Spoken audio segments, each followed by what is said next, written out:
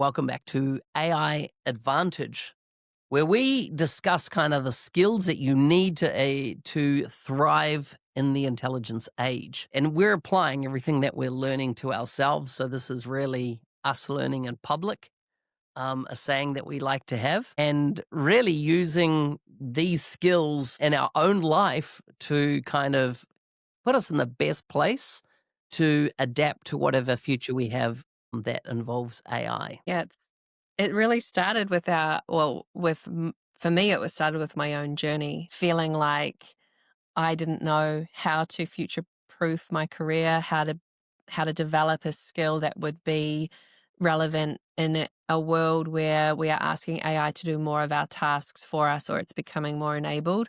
And there's the what it is now today and the how it's talked about as to the predictions of having agents who will work on your behalf, to being part of teams that include AI agents as well as relying on software. I think the biggest thing for me has been to look back a year and to go, what was I asking AI to do for me a year ago? My habits are different, my skills are different, but what it can do is different too. I like that. Today's topic is around resilience, well-being, and being a lifelong learner. And we feel like these three topics are kind of interconnected and impact us all differently. And so we wanted to take a stab at what they look like for us, and perhaps you have feedback and can share what they look like for you. But how do we build the habits and mindsets that allow us to adapt and thrive in the age of AI? And I think adaptability is one of those key things. And for me, it's been an interesting year. And I'm going to tell you a bit about how my year's gone, but I'm interested in, we're at the year end of 2025. Where are you at the end of this year? How do we stay relevant as we move into 2026? Particularly, how do our skills that we sell in market, whether you're working for somebody or working for your own business, how are they relevant as we go into 2026? Do the skills that served you well in 2024 and 2025, are they going to be the skills that work for you in 2026? My word of the year has been practice. I keep coming back to that because when I think about the different skills and, the big ones we've touched on include communication, critical thinking, your data literacy, your technical depth. Those skills for me are not just a one-off. I'm going to do a training. I'm going to read a book. I'm going to just do a one-time event and then be able to say I'm skilled in that area. Every single one of them requires practice. And I need the mindset of practice to also take my tendency to try and get to perfection. That perfectionism that has driven me to try and get the A my whole life. I need this mindset of practice to go, actually, you're supposed to get it wrong. And a practice is where we can test things and learn things. And it also speaks to a regularity. If you think about a yoga practice, someone who has a yoga practice, they're doing yoga a couple of times a week. And so that's what I've tried to hold in my mind and strive for in my learning this year is practice, not a particular attainment. Interesting. I've I find that the word resilience has come up many times this year in various formats, whether it's content I'm looking at on YouTube or sessions that I've attended, and this ability as a human to become resilient, to be able to bounce back when life fires changes at us. And I'm in as I reflect on my year, I've had a more difficult year than what I have probably had in the previous year. January started with a good friend of mine came and visited me, and 2 weeks later he died, and that set off the course of events. The following month, my father died, and then I also found that I was in a job that was really focused on somebody else's vision and definition of success than my own. And it shook my confidence. And so it's been quite a difficult year for me across the board. And I come back to this concept of resilience and going, how do you bounce back after hard times, after hard things happen? And for me, I've had to go back to kind of what worked in the past for me. How was I operating in the past that enabled me to have a positive outlook on life? And so, where I'm a person that wants to consume new and always be learning something new, in the next 4 weeks, I've decided to go back to stuff that I have read, particularly. Reading is one of the ways that I learn a lot. And so I've gone back, I've queued up 5 books that I have read in the past, right back, 10 plus years ago. One book well over 25 years ago. And I'm going back to reset my mind because I feel like it needs to be reset, in that I've started to look at life perhaps not as positively as what I used to. And so therefore I'm resetting my mind and really getting back and building. I suppose I'm in a phase of at the moment of building resilience in the age of AI that is really going to set me up in 2026, I feel. And it's a pattern of behaviors that allows my mindset to change. And they are physical behaviors, so therefore fitness, workout, food, as well as mental. And a lot of it, I find if I can win the mental game, I can win the physical and the other type of games in what I'm doing.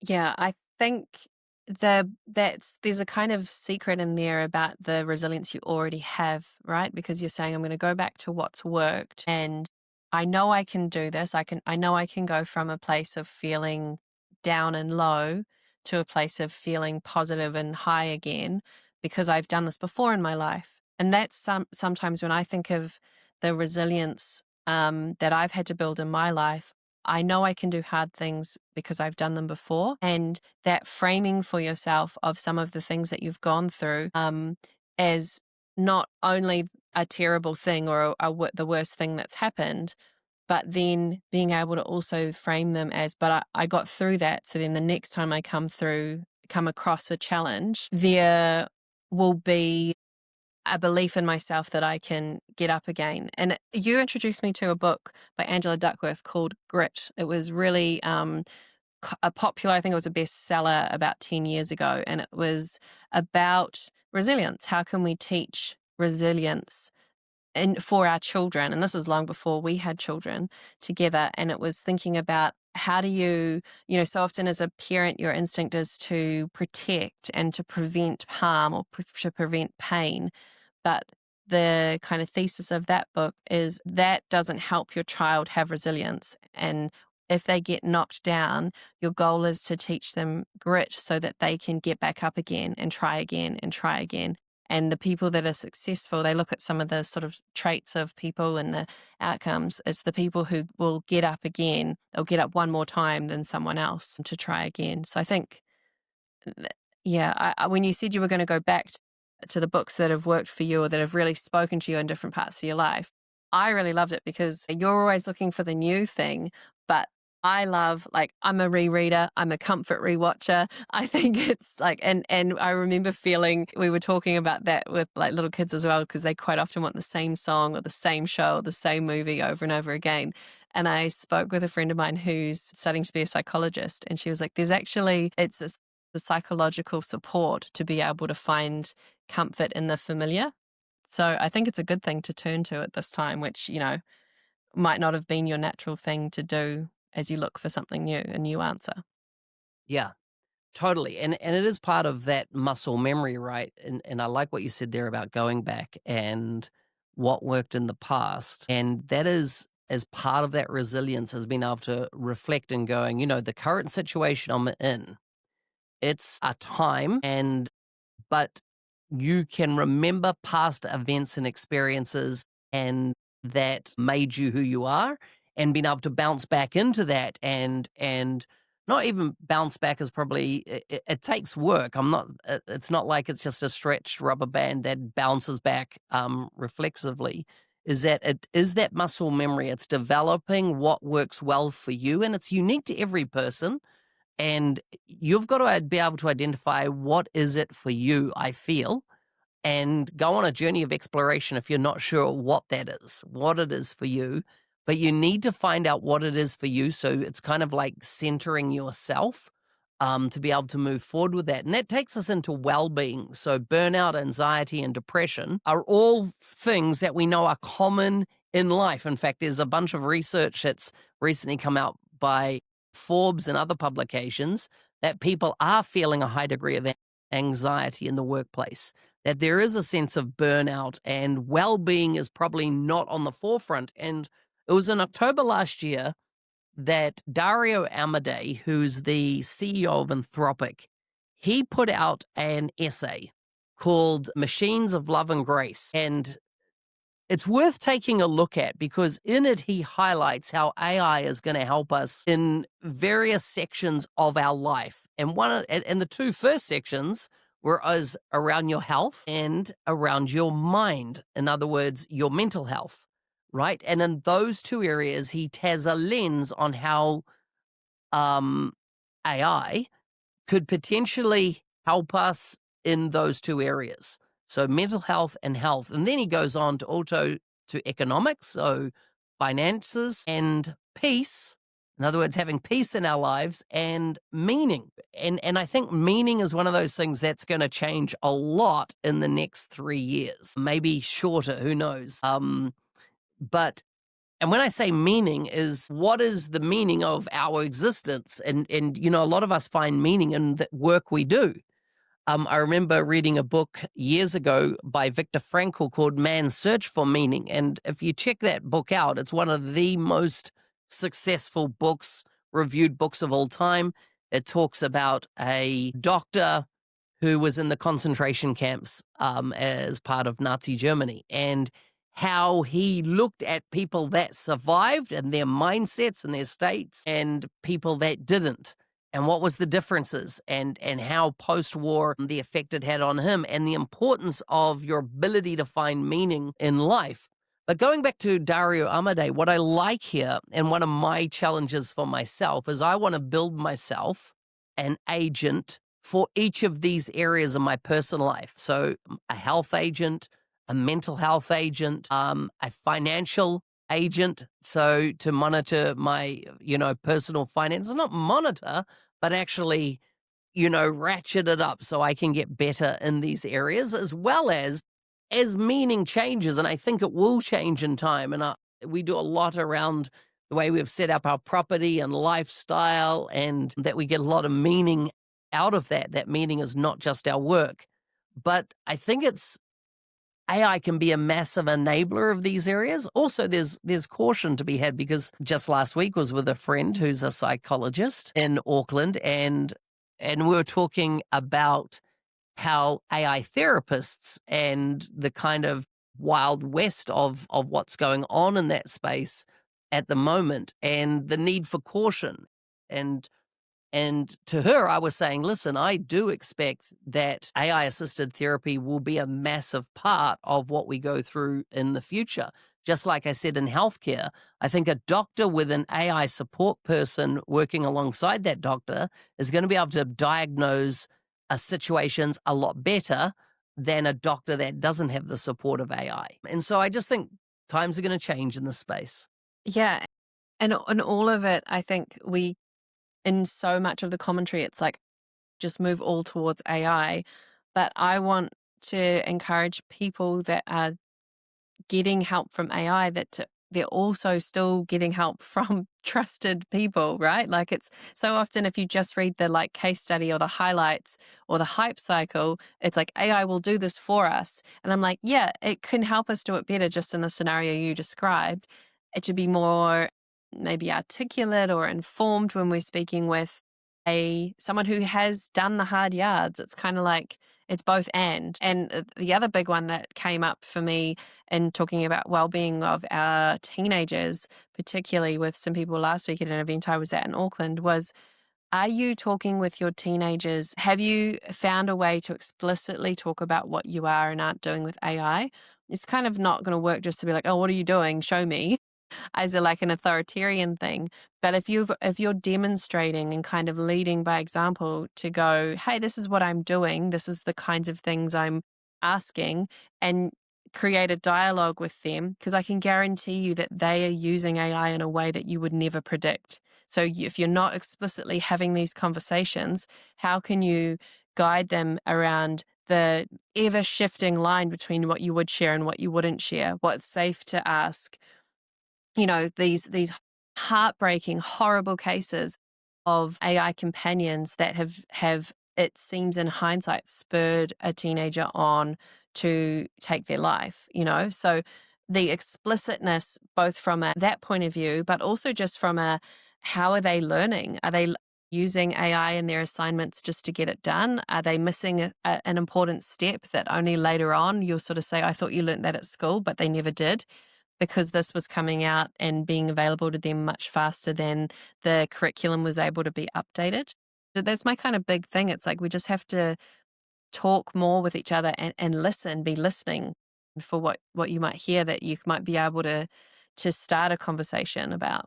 So tell me a little bit about your approach, to the learning element of it. Like what role does learning play in resilience and well-being for you?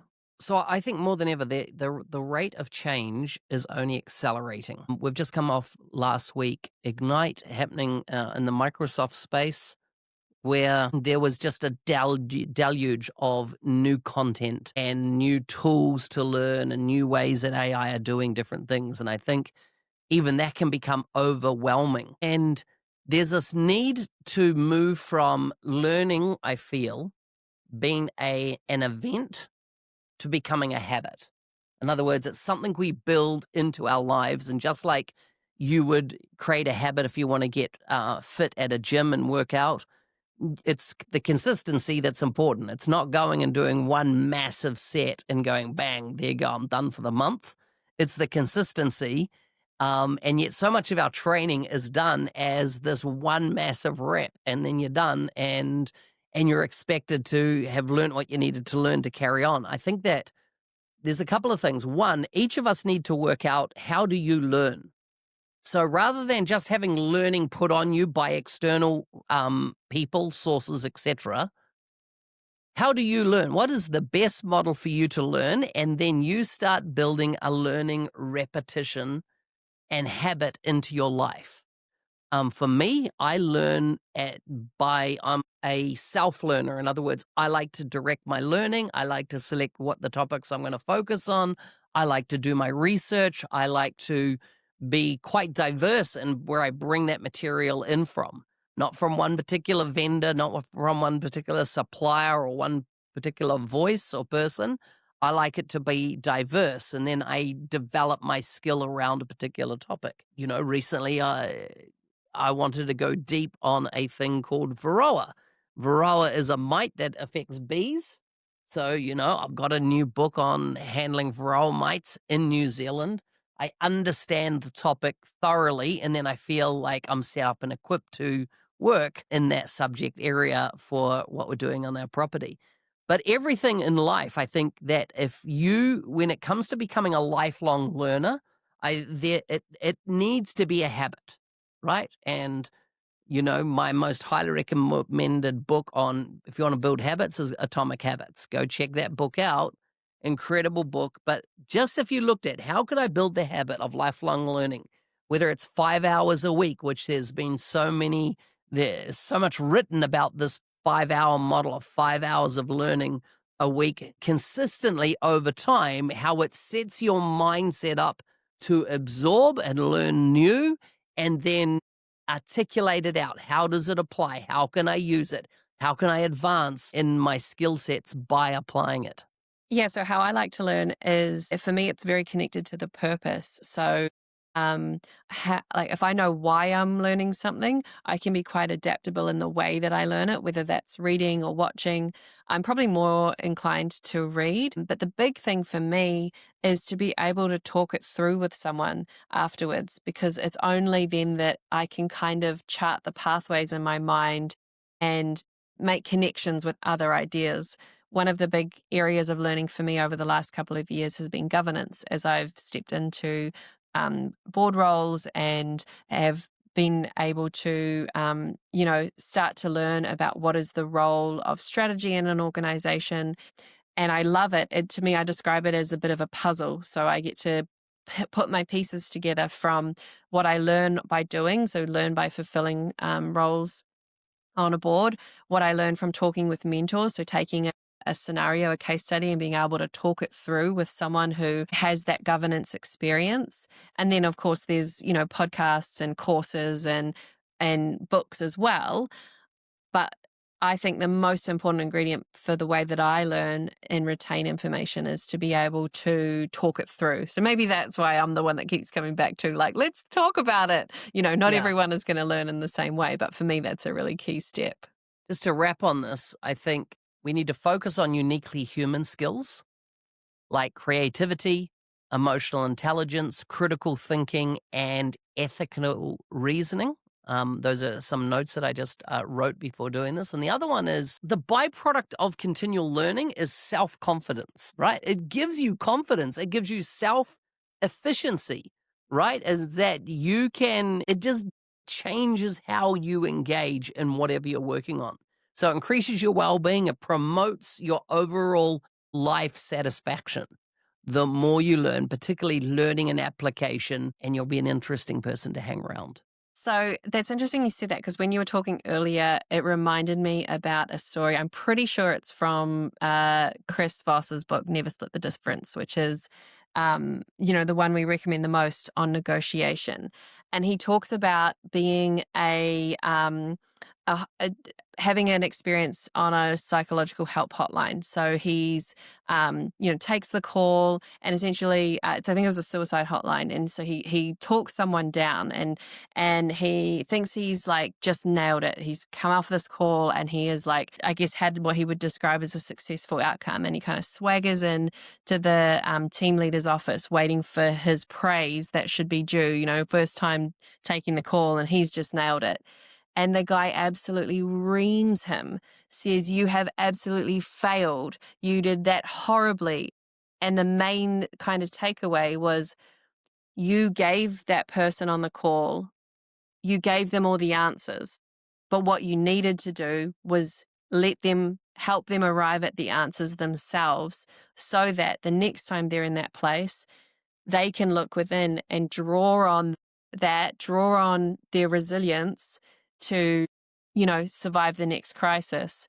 And it was such a different reframe from this whole idea of, I'm going to give them the answers and then that will help them and I will be amazing, to my only role here is to help someone else know that they can do it themselves.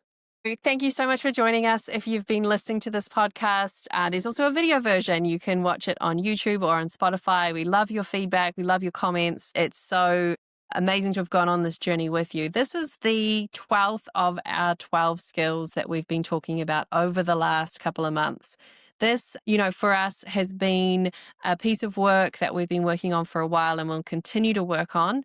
And what we would love to do in the next episode, which will be the last before we take what for us is a summer holiday in New Zealand, we're going to take a hiatus and then come back in February. Before we do that, we would love to answer any questions you have. So we're going to do an Ask Us Anything. You can send us questions in our WhatsApp group, which you can join in there's a link in the show notes. And we will next week, so 1 week from now, we'll be recording those answers, and love to sort of answer anything about the future skills that we've talked about in other episodes, or things you have that you've wondered about AI. We operate on a no dumb questions policy, so fire them away in that WhatsApp group. We're looking forward to that Ask Us Anything as a sign off, and thank you so much. These episodes live sort of in perpetuity on our site, which is microsoftinnovationpodcast.com. So head over there if there's any that you want to catch up on, or send to a friend if they've been helpful to you. And with that, have a wonderful week and get ready to ask us next week.